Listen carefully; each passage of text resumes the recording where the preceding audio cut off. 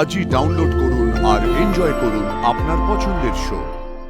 এদের জন্য একটা জোরে হাত তালিয়ে। আউটস্ট্যান্ডিং,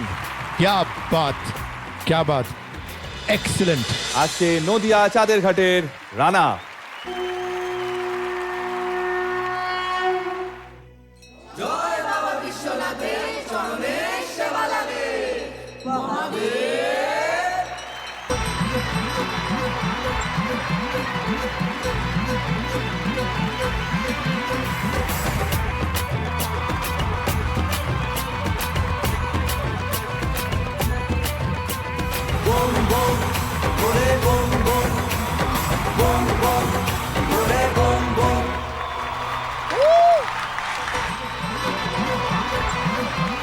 क्या बात।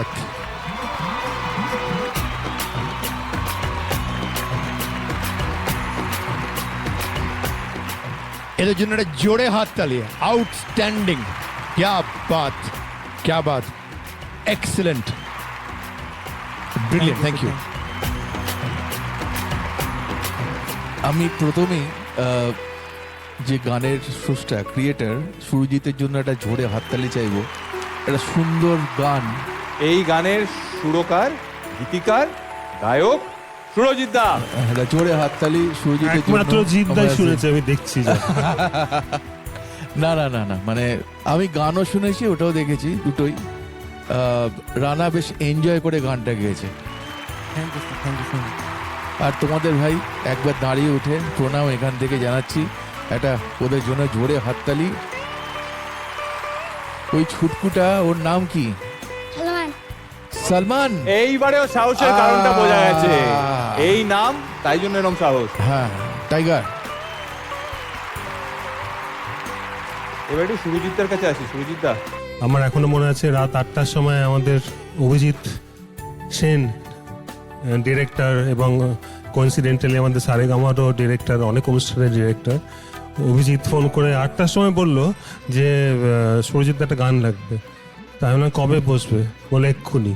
তো বললো আমরা সল্টলেকে আছি, তুমি একটু প্লিজ চলে এসো। তো 8:30 9টার সময় গেলাম, দেখলাম দেব, অভিজিৎ দা, মিঠুন দা সবাই বসে, এবং 3জন মিলে আমাকে বোঝাতে শুরু করলো গানটা কি। কিছুক্ষণ পরে মিঠুন দা বলে, তোরা মাথাটা না পুরো গুলিয়ে দিচ্ছিস, দাঁড়া ওকে ভাবতে দে, অনেক বলেছিস।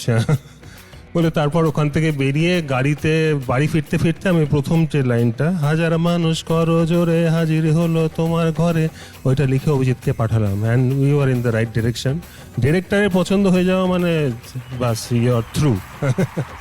এবং তোমাকে একটা ছোট রিকোয়েস্ট আছে। হ্যাঁ, কেননা আমি তো ওর গান শুনতে পারিনি, তুমি একটু গানটা গাইলে খুব ভালো হবে, শুনতে হ্যাঁ, পারবো। চলো, চলো।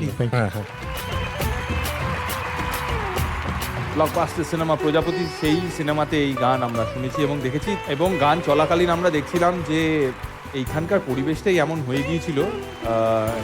একেবারে আমাদের লাইভ অডিয়েন্সে যারা ছিলেন তারাও একইভাবে পুরো ওই প্রলয়ের তারাও সাক্ষী, তারাও পার্টিসিপেট করেছেন। যার কাছ থেকে এই গান আমরা উপহার পেয়েছিলাম, সেই সুরজিৎ দা হয়ে যাক।